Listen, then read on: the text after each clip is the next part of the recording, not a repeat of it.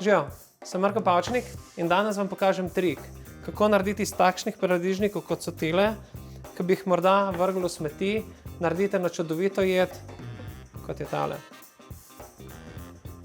Ste vedeli, da paradižnika ne smete hraniti v hladilniku? Na sobni temperaturi zdrži bistveno dlje, ostane bolj svež, bolj sočen in slajšega okusa. Če pa paradižnik vendarle prezori, še vedno ga lahko olupite, zrežete, začinite in potem naprej termično obdelate. Kako pa to naredimo, vam pa pokažem sedaj.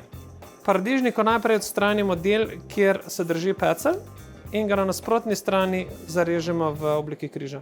Tako pripravljene paradižnike damo v vrelo vodo, v kateri jih pustimo 15 sekund. Če so premalo zreli, običajno traja kakšnih 5 sekund dlje. Vidite pa že tudi od daleč, da se začnejo lupiti. Takoj iz kropa jih položite v ledeno vodo in tako so pripravljeni za lupljenje.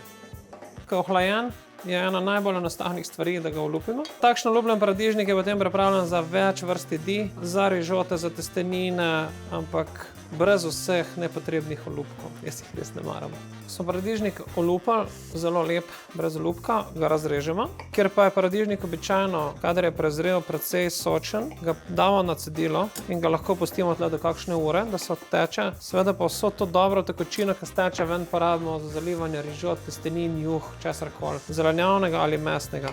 Odličen okus. Vse paradižnike damo na pekač, lepo so sočni. Zdaj jih pa začinimo z na lističe narezanim česnom, sesekljanim timijanom. Po timijanu dodamo še sol in sladkor. Sladkor vedno dodajate po potrebi, če so paradižniki v najboljši sezoni, v tem primeru ni potrebno. Soli pa tudi ne pretiravajte, ker bo paradižnik kar precej dehidriral, pa bi lahko bil na koncu preslan.